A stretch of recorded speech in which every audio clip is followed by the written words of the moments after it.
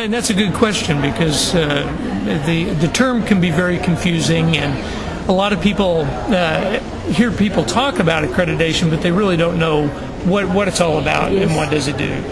And what accreditation does fundamentally is it creates a baseline of quality measures for an institution to be able to operate. For instance, it would say here are some.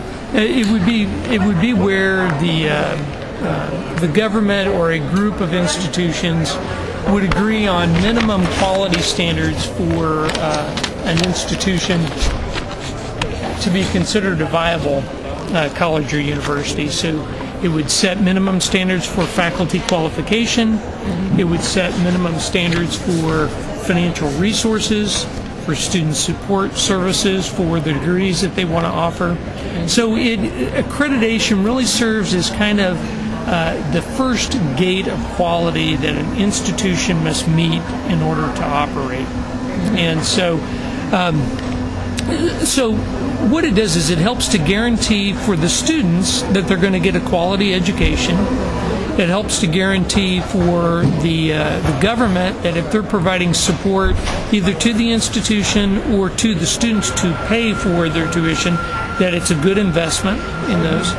It's also a guarantee to the business community that the students who graduate will be employable, they'll be work ready to do that. So, and not only for the for-profit side, but for non-governmental organizations, the non-for-profit arena, that again, the students are going to be meeting minimum standards that are generally recognized as quality. Now, what accreditation has limitations, though. Accreditation just sets the minimum standard. It doesn't set the higher standards. The higher standards, normally institutions exceed the standards of accreditation. And so in Peru, they accredit programs, and in the United States we first accredit institutions, then we accredit programs. So we do it a little bit differently. But nevertheless, the primary purpose is the same. It is to have independent institutions of higher learning that through accreditation are accountable to the key stakeholders in the education enterprise. So your students, your governments, your business, and your non-for-profit groups as examples.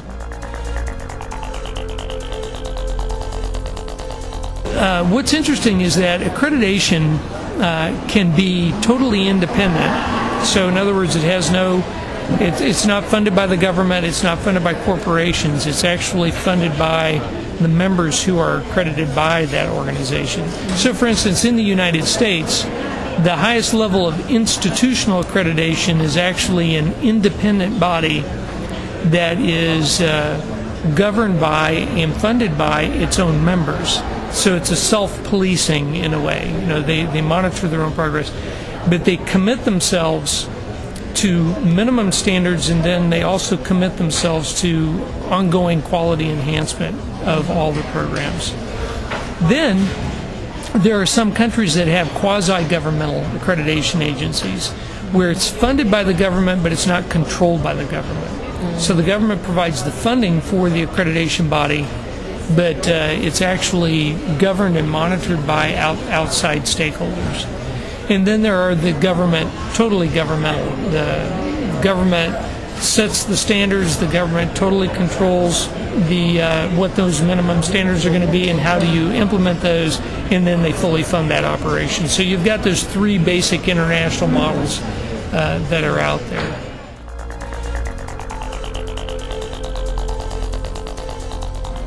The benefit for the students is that for instance, if a student is considering multiple institutions to enroll in, depending on what program, there are a number of things that are going to drive that decision. A lot of times cost, how much the program costs.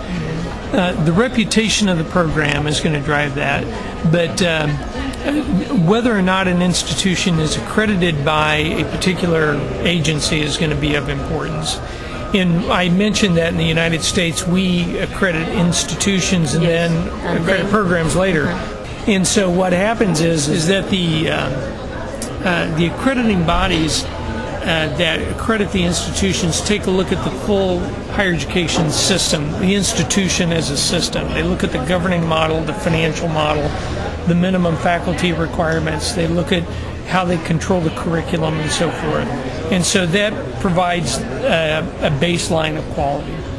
Then there are certain programmatic accreditations, like in accountancy or business management or in nursing or in teacher education or music.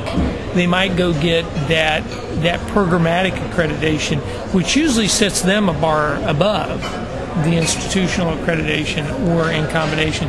So in the United States, when a student is looking for an institution to enroll in, they usually want to make sure that they're regionally accredited, plus they may have one or two programmatic accreditations. So what the accreditation does is it basically puts a seal of approval that you've met minimum standards.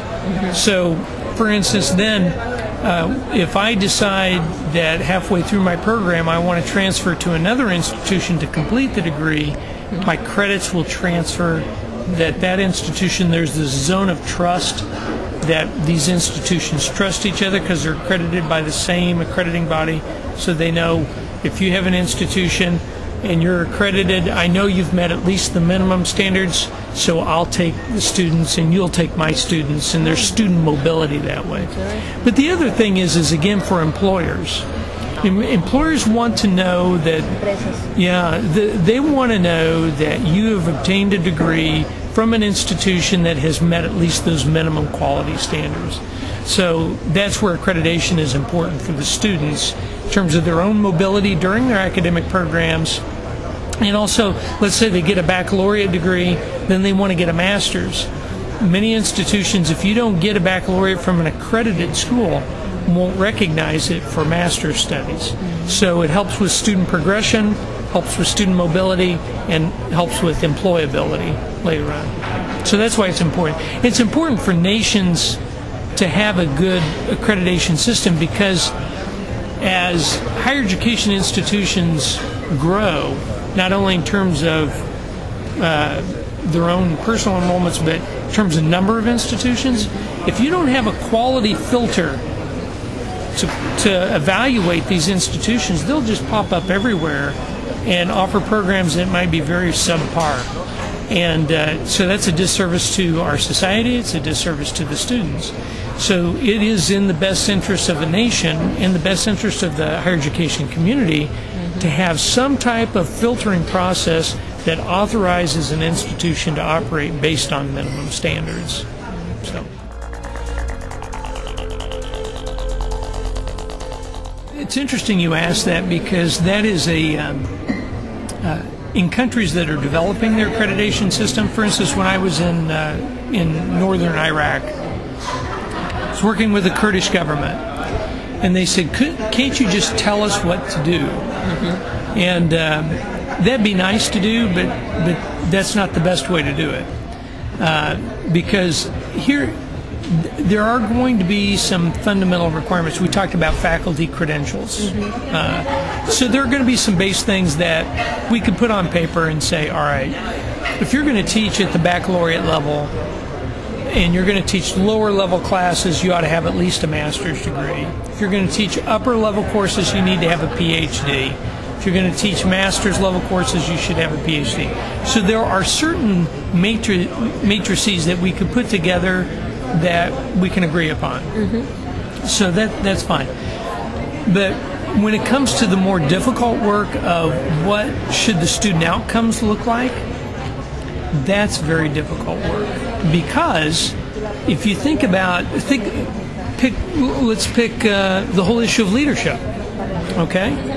There's leadership in the social sector, such as leadership in non-governmental organizations, in the arts, in humanitarian aid, in hospitals, in educational entities, that will look very different than leadership in business or leadership in technology and so forth. Now, there are going to be some common themes about top-level leadership, and that will be there, but nevertheless, there's going to be these nuances to each of those genres. So what does a top leader look like at a university in terms of university rectors and leadership there versus a telecommunications president? Well, there might be some common things, but there are going to be a lot of differences. So what we need to do is to be able to identify those, but allow those individualities within those leadership styles to be identified so that institutions that want to focus on technology leadership will focus on those strengths. This institution that wants to focus on social sector leadership can go that nuanced way, and we allow them to be independent so that we have a very vibrant fabric of the community. So what you don't want to do with accreditation is to limit everybody to one way of looking at things. So there are certain things like faculty credentials, certain level of financial resources that they need in an institution to support certain programs. We can quantify those. But when it comes to the harder work of student level outcomes, we need to allow the breadth of knowledge that's out there to identify those different peaks of outcomes that we have based on where they're. Does that make sense? Yeah.